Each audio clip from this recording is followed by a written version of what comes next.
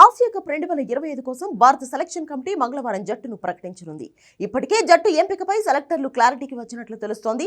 సుమారు 2 ఏళ్లుగా టీ20లకు దూరమైన శ్రేయస్ అయ్యర్ తిరిగి టీమిండియా టీ20 జట్టులోకి రానున్నట్లు సమాచారం. జితేష్ శర్మ కూడా రేసులో ఉన్నాడు. వాస్తవానికి గంభీర్ హెడ్ కోచ్ అయ్యాక శ్రేయస్ అయ్యర్, జితేష్ శర్మలు భారత టీ20 జట్టులోకి రాలేదు. శ్రేయస్ అయ్యర్ చివరిసారిగా 2023 డిసెంబర్లో టీమిండియా తరఫున టీ20 మ్యాచ్ ఆడాడు. 2024 జనవరిలో జితేష్ భారత్ తరఫున టీ20 మ్యాచ్ ఆడాడు. మెరుగైన ప్రదర్శన చేస్తున్నప్పటికీ శ్రేయస్ అయ్యర్ను టీమిండియా మేనేజ్మెంట్ విస్మరిస్తోందనే విమర్శలు ఉన్నాయి. ఇంగ్లాండ్తో టెస్ట్ సిరీస్లోనూ అతనికి చోటు దక్కకపోవడంతో విమర్శలు మరింత ఎక్కువయ్యాయి. ఇటీవల ముగిసిన ఐపీఎల్ 2025లో ఆటగాడిగా మాత్రమే కాకుండా సారథిగా కూడా అదరగొట్టాడు. పంజాబ్ కింగ్స్ ఫైనల్ చేరడంలో కీలక పాత్ర పోషించాడు. ఈ పరిస్థితుల్లో అతన్ని ఇప్పుడు ఆసియా కప్ కోసం తప్పక తీసుకోవాల్సిన పరిస్థితి ఏర్పడింది.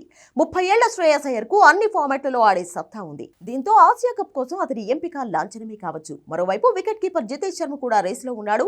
ఐపీఎల్ 2025లో రాయల్ ఛాలెంజర్స్ బెంగళూరు టైటిల్ సాధించడంలో అతడు కీలక పాత్ర పోషించాడు. పవర్ హిట్టింగ్ తో మ్యాచ్లను గెలిపించాడు. దీంతో సంజు శాంసన్ కు బ్యాకప్ గా జితేష్ ను ఎంపిక చేయనున్నట్లు తెలుస్తోంది. ఇక team India test captain Shubman Gill కు ఆసియా కప్ లో చోటు దక్కకపోవచ్చు. సంజు శాంసన్, అభిషేక్ శర్మలు ఓపెనర్లుగా బరిలోకి దిగడం ఖాయంగా కనిపిస్తోంది.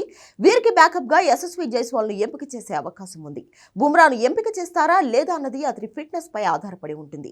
తానైతే ఆసియా కప్ ఆడేందుకు సిద్ధంగా ఉన్నట్లు బుమ్రా సెలెక్టర్లకు సమాచారం ఇచ్చాడు. కెప్టెన్ గా సూర్యకుమార్ యాదవ్ ఫిట్నెస్ సాధించడంతో వైస్ కెప్టెన్ ఎంపికపై సస్పెన్స్ నెలకొంది. కాగా ఆసియా కప్ సెప్టెంబర్ 9 నుంచి ఆరంభం కానుండగా భారత్ డిఫెండింగ్ ఛాంపియన్ గా బరిలోకి దిగుతోంది.